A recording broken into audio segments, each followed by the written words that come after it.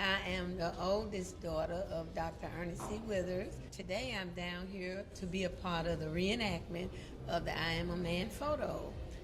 And I'm always down here to support my sister, Mrs. Rosa Withers, who is the CEO of the museum.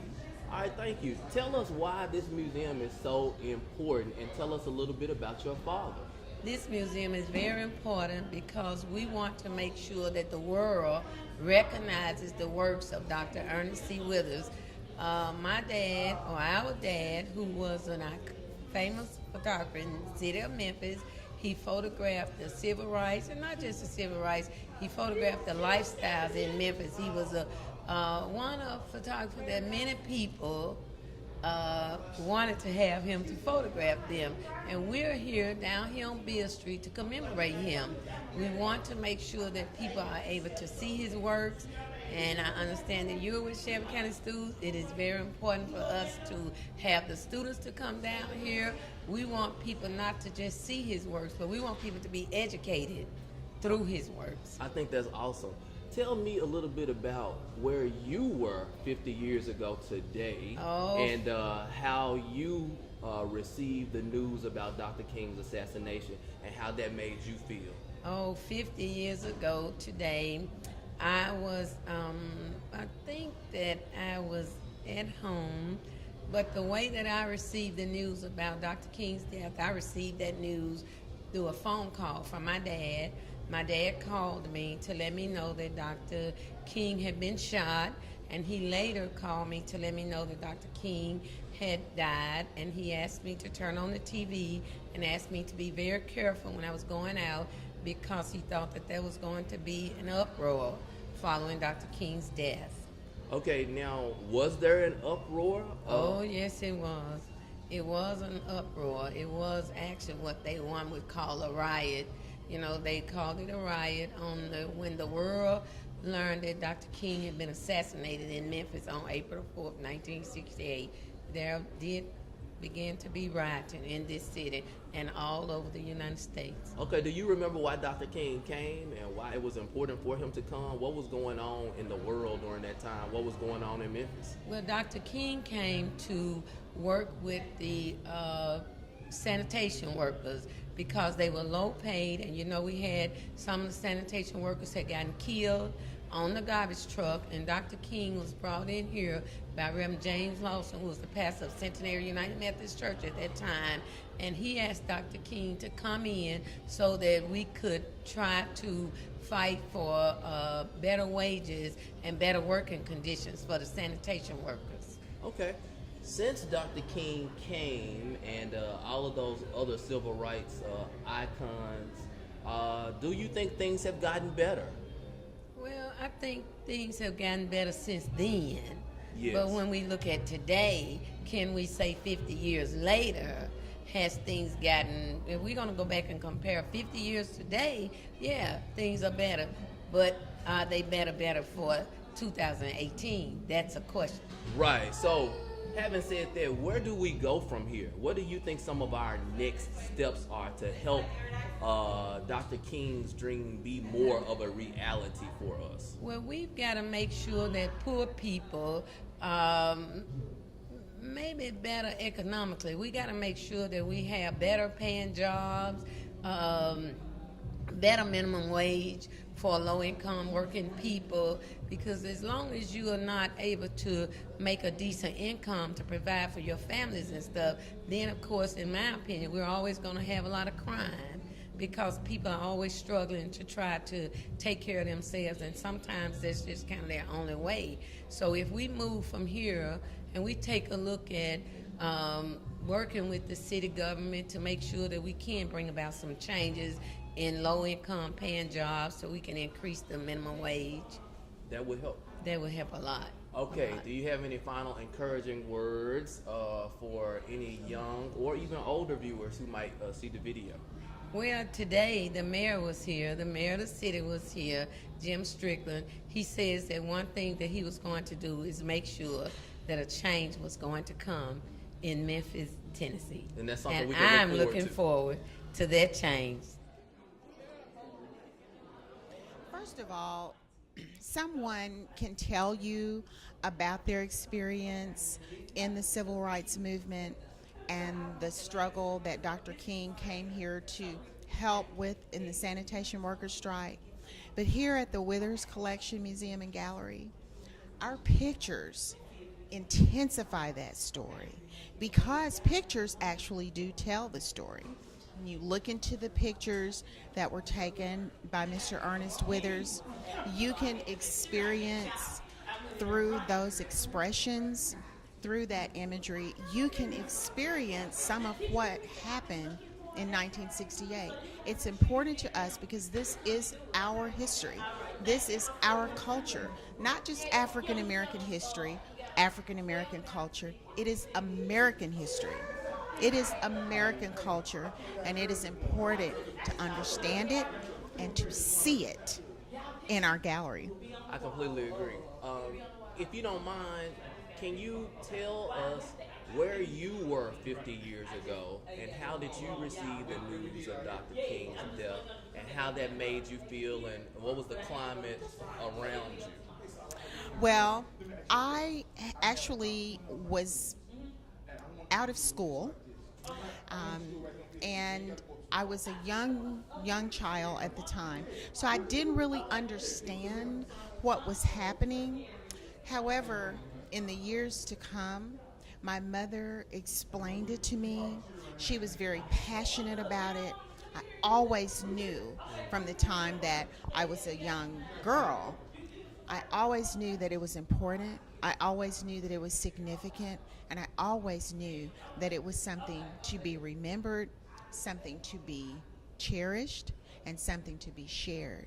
So for me, it is very important that our young people understand the significance of what Dr. King fought for, and not only Dr. King, but other civil rights leaders as well. And the reason why Mr. Ernest Withers sacrificed so much to follow the movement and capture these stories, and how he was able to take the risks that he did.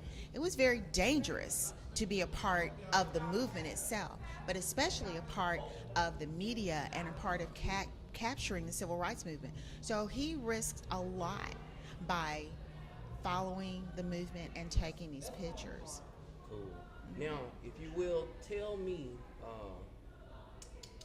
do you think things are better? How we have progressed.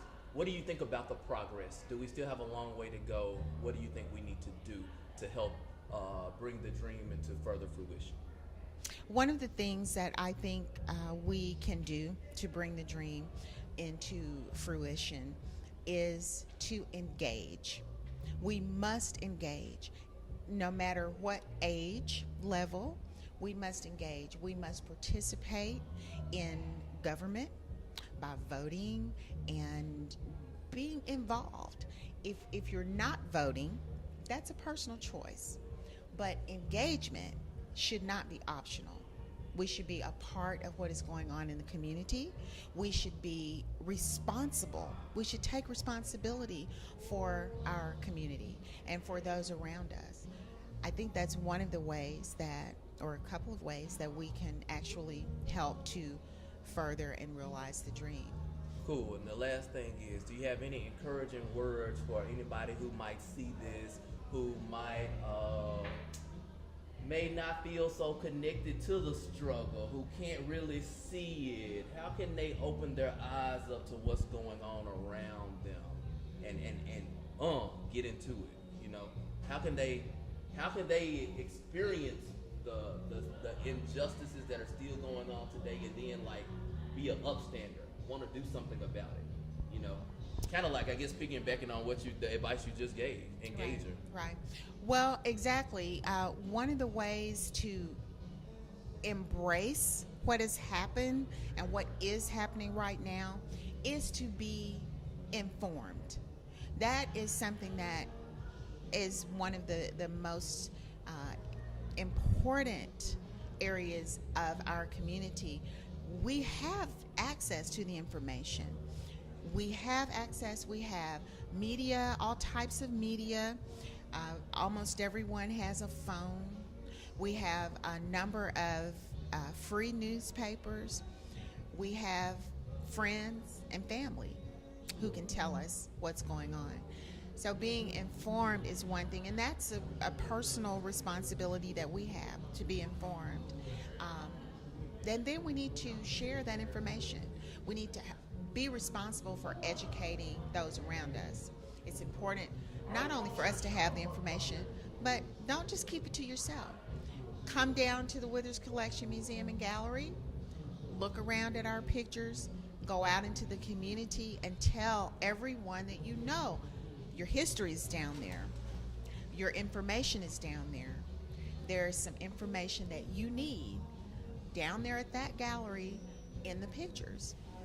50 years ago, I was in elementary school, and how I heard about it was it came over the intercom. It was announced by our secretary that Dr. Martin Luther King had been assassinated, and everybody just screamed out, you know, because we all loved him and knew what he did for everybody. Okay, cool. Tell me, why is it important for us to be down here today, and especially the younger generation?